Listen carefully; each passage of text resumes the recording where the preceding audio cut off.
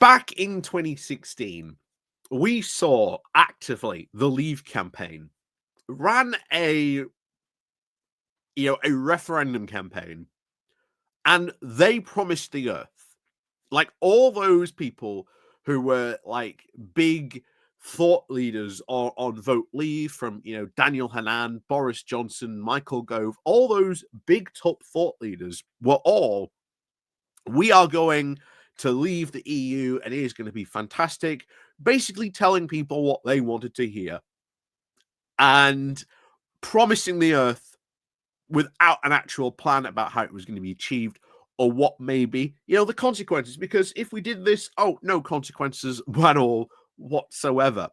Don't listen to that other side. There's no consequences for leaving the European Union at all. Of course, we are now living very much with those consequences. And of course, all those grand promises that the Leavers made have not come to pass. And right now, especially with the last US election, and bear in mind, Donald Trump's about to take presidency tomorrow, Trump has made promises his mouth cannot cash. Like, he has said stuff that is just not possible, and stuff that he would do would have consequences that would have a very, very negative effect on the US economy. So we'll see what happens if people wake up to the fact that, actually, yeah, Trump lied. But I'm not holding out too much. Maybe you will lose some support over this, but I don't think he's going to lose all of it. But yeah, let's take a look at all these promises that Trump has made on the economy, the consequences of what these proposals actually mean, why some of these things are actually quite complex and possibly even Trump himself can't actually fully do, but also, what's important, what his voters wanted. Because there seems to be a massive disconnect of, like, Trump will say one thing and then his voters will interpret that as something else entirely, as you'll see in a moment. So, before we do get on into this, please remember to click the like, share, and subscribe button. Down below, there are links to my Patreon page, the one official link called Buy Me Coffee, where you can buy me coffee, the YouTube thank you button, and of course, as always, there's the Pony Club down below as well.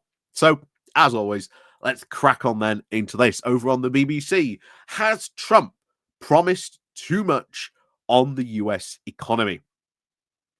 So, Donald Trump has promised big changes for the world's largest economy. An end now to the devastating inflation crisis. Tariffs and big cuts to taxes, regulation, and the size of the government are all on the agenda. This combination, he says, will ignite an economic boom and revive now the withering faith in the American dream, saying we're all at the beginning of a great and beautiful golden age of business, he pledged from a podium now at Mar-a-Lago earlier this month. Yeah, remember that, guys. We're at the great age in America, the great age of a new booming golden business age. Only for those oligarchs, of course, and those who have money. Everyone else, maybe not. But looming over the president-elect are now the warnings that many of his policies are more likely to hurt the economy than help it. And as he prepares now to set his plans in motion, analysts now say he's about to run into political and economic realities that will make it hard to deliver all his promises. He said there is no clear path at this time for how to actually meet all these goals because they're so inherently contradictory, said Romania Borca, the director of the Budget and Entitlement Policy at the Cato Institute. So here's what he said when it comes to inflation. So what has Trump said about trying to tackle inflation? He said prices will come down, he has said repeatedly. It was a very risky pledge, as prices rarely fall unless there is an economic crisis. Inflation, which measures price levels, but the rate at prices increase, has already come down significantly, while providing very tough to actually stamp out completely. So, what actually complicates all this? Trump has now pinned his claims and promises to expand the already record US and oil and gas production, reducing energy costs. But the forces that, of course, affect that inflation and the energy prices are mostly now outside his control. To the extent that the White House policy makes a difference, analysts have warned that many of Trump's ideas, including the tax cuts, tariffs, and migrant deportation risks, making this problem even worse. Economist John Coltrane of the right-leaning Hoover Institute said that the big question now facing the economy is how Trump will, quote, juggle the tension between the more traditional pro-business parts of his coalition and the nationalists, who are now focused on issues such as the border control and rivalry with China. Clearly, both camps can't get what they want, he said. That is going to be the fundamental story, and that is why we don't know what is going to happen. But what do Trump voters want? So, these inflationary promises were, of course, key to Trump's victory. But by any measures, such as growth and job creation, the overall economy was not in the dire straits he painted it as on the campaign trail. And bear in mind, last time this happened when Trump was in, yeah, he didn't do a very good job on the economy, even before COVID came along. Like, he was not doing a very good job on that. I don't think he's going to do a good job either. And if he does start doing this stuff, and there is, an economic crash, well, Trump's not going to blame himself. He'll blame someone else ultimately. So, since his win, though, he has now tried to lower expectations, warning it will be, quote, very hard to bring prices down. Amanda Sue Mathis, 34, of Michigan, says she thinks that Trump's promises are feasible but could take time. As she said, if anyone can make better deals to make things more affordable for Americans, it's Donald Trump. He literally wrote the book on the art of deal making. Yeah, Donald Trump is one of the worst deal makers ever. Like, his actual book, his Art of the Deal wasn't even written by him. It was ghostwritten by someone else. And I think there's a lot of businessmen, people out there who actually critiqued Trump's Art of the Deal. And this was done back in 2016, where people were ripping it to shreds because everyone was like, oh, but he's such a good businessman. No, Trump has never been a good businessman. So, yeah, don't think that's going to happen. But of course, the caveat here is, oh, it could just take time. But how much time is this person really, um, you know, going to give Trump on that? You know? So blanket tariffs. This is one that is really going to be massively affecting, and I think we will probably find out very quickly. I think we will probably find out on Monday what exactly is going to happen with these tariffs. So, what has Trump said on these? So, Trump's most unorthodox economic promise was his vow to place tariffs, a border tax on at least 10% on all goods coming into the US, which would raise more than 60% of products now for China. He has now since ramped up those threats against specific countries, including allies such as Canada, Mexico, and Denmark.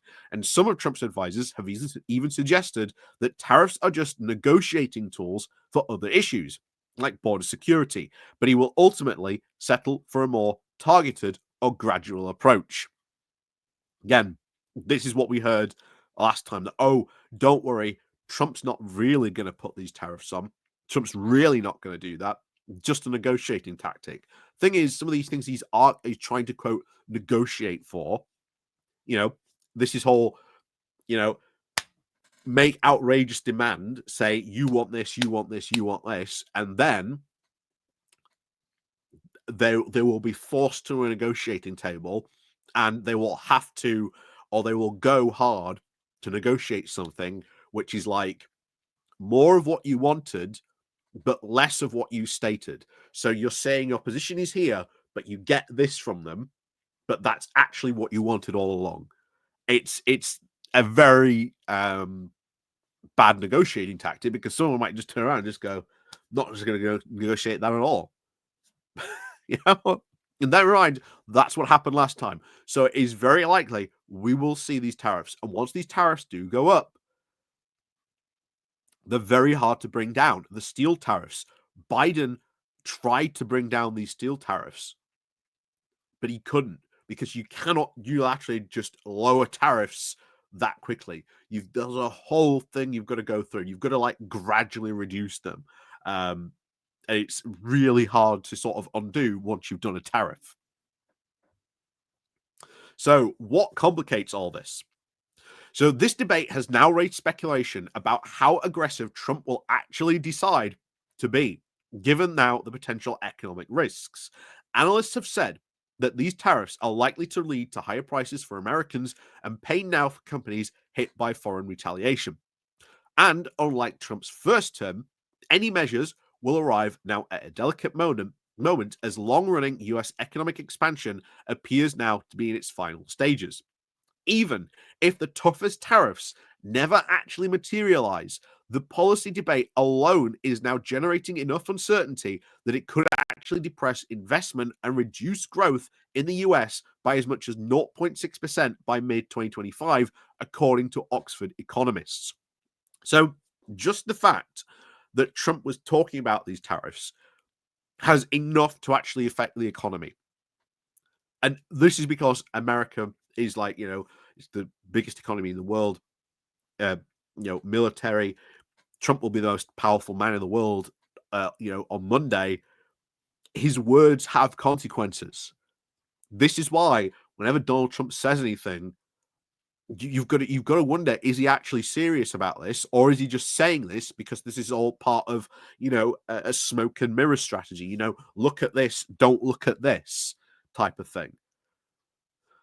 This is why the next 4 years are going to be wild again. I think they're going to be even more wild, to be honest. So they've got a very limited margin for error. Michael Camelblest said, the chairman now of the market investment strategy at JP Morgan. He said now in a recent podcast, he warned the desire now for a major overhaul will likely break something, even though what remains to be seen. A trade lawyer, Everett Emerstedt, who served as the White House economic advisor during Trump's first term, said that he was expecting now across-the-board tariffs, but acknowledged that the plan would compete with, of course, other goals, saying there's always tension. There's never a perfection in the policy world. And, of course, obviously, one of the reasons I think that he was reelected is concerns over inflation, he said. So we'll see what happens. But trust me, chaos in the White House again, almost instantly. We've already seen the H-1B visa stuff. Musk versus Bannon. Gee, how well has Bannon done at actually taking out Elon Musk?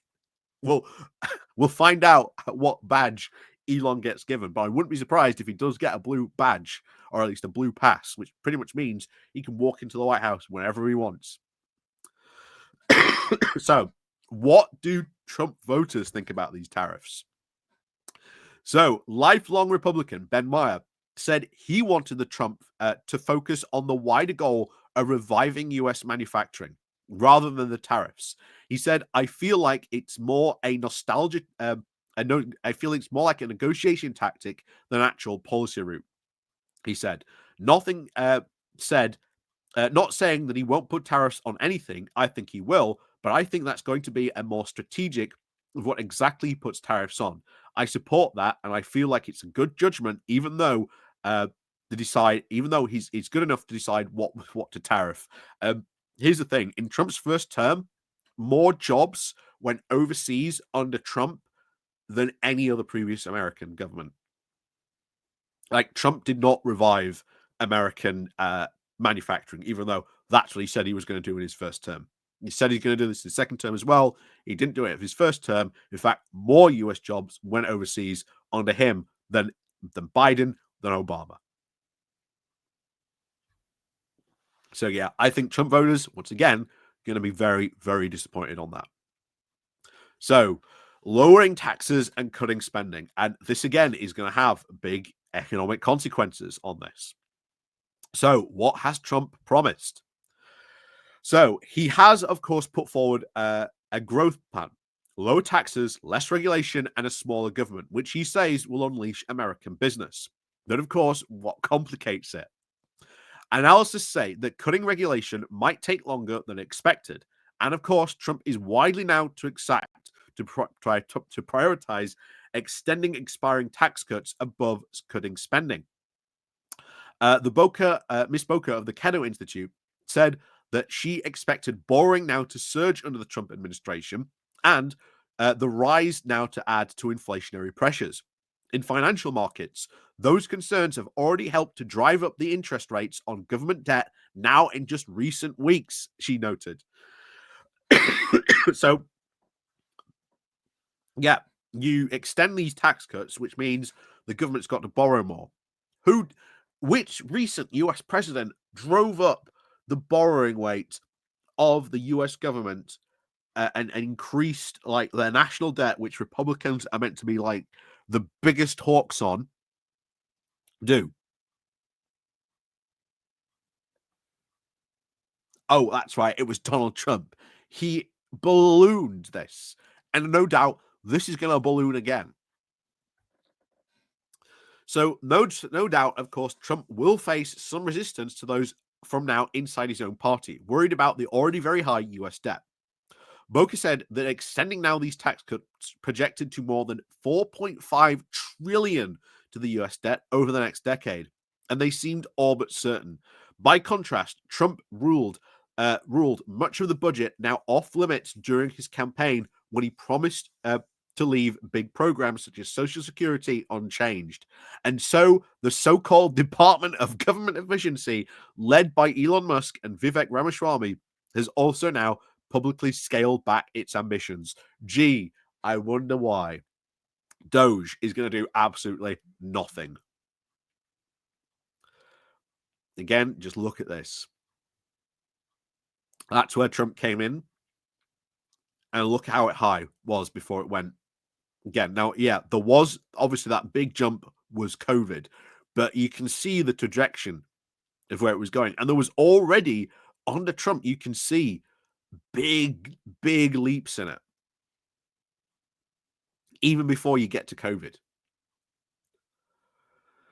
So, yeah, no doubt that is going to expand over that. And of course, what they hope, they want, what the Trump voters want, they've said government spending is absolute insanity.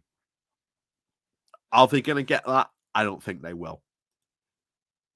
Like I say, Trump has promised the earth and he's not going to be able to deliver. He is not going to be able to deliver.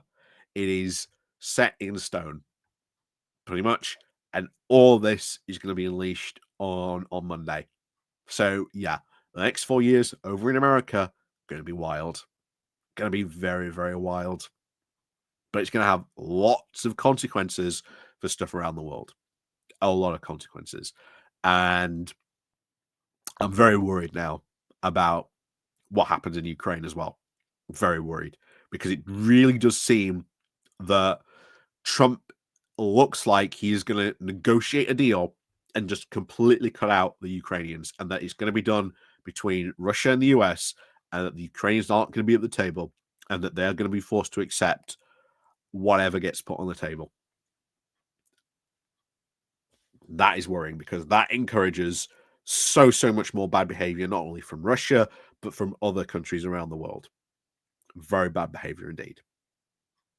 So, as always, thank you very much for watching. And of course, as always, we'll see you all next time.